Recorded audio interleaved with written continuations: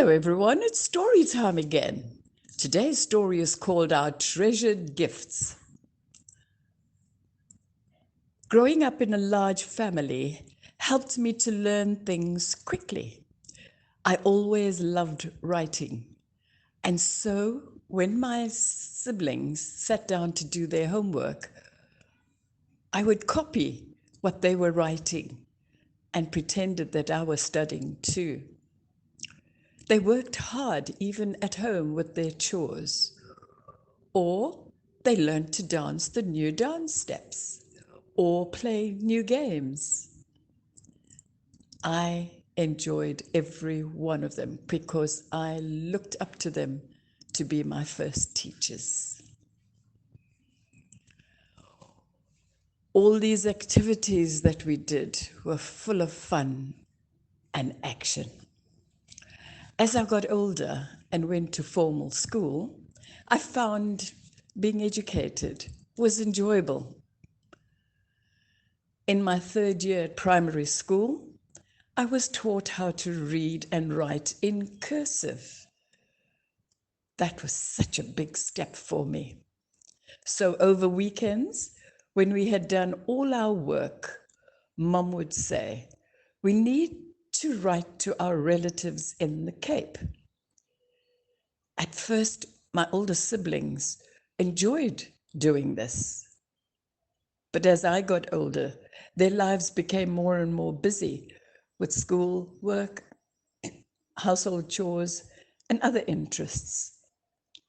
And so my mum would say to me, "Please, can you write to your granny and grandparents and find out what your cousins are up to in the Cape?"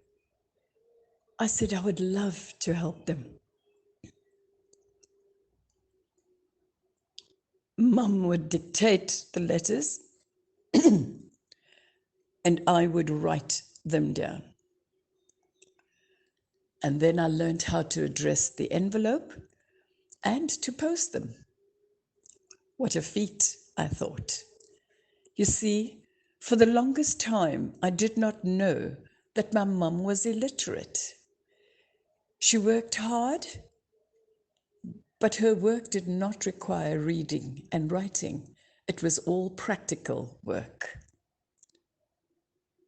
My heart was very sad when I was told this. So each fortnight, I diligently wrote the letters and read the replies from our family in the Cape to her. I became more and more sensitive about my mum's problem. No one spoke about it. We just loved her and she loved us in return. That's all we needed as children growing up. But this thought played over and over and over in my mind. I thought to myself, one day I will teach her how to at least write her name. I waited for the right moment when the home was quiet and all my other siblings were busy doing things around the house. I said to my mum, "Would you like me to teach you how to write your name?" With the sparkle in her eyes and a warm smile, she said, "Yes, I would." Choking back my own tears at the reversal of roles, I patiently taught her how to spell her name, one letter at a time. She made good progress, and she was very proud of her achievements. I applauded her every effort and motivated her to continue. I then went on to sound out words like you learn at school. And so while she was cooking, I used the opportunity to sound out the words and the things that she was using. For instance, I will say pot, pot, cup, cup, and so on. This was our little game. and she loved to play it. And I knew that she was learning all the time. It gave her great joy and confidence to know the basics. She confided that she was now able to sign for her own salary slip and not have to rely on others at work to sign on her behalf. I was so thrilled for her. And I continued to teach her little things that I had learnt. As I continued my journey of learning, I knew that I needed to pursue a career in teaching. I did, and I still continue to teach to this day. There is so much joy in knowing. It opens up a whole new world for you. We read in books and we learn about new things, new places, new parts of the world that we can travel to. The idea of doing new things is always an exciting adventure.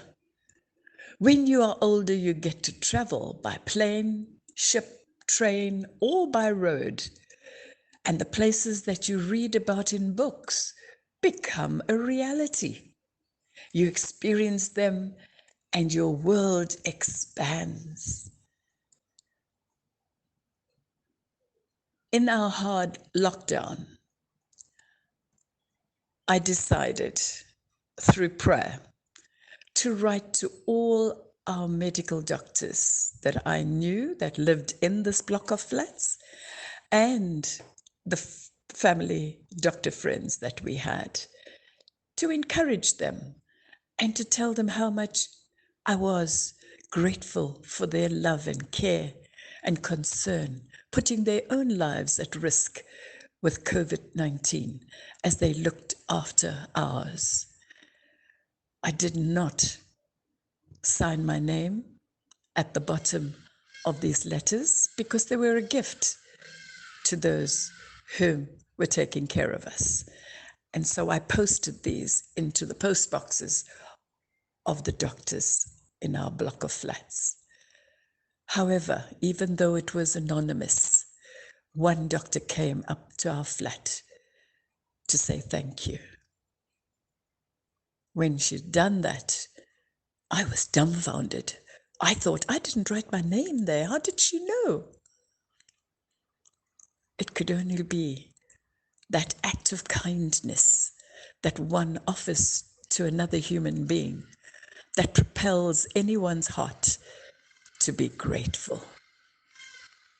I cried a little at the thought that I had made a doctor happy by the little kindness that I showed.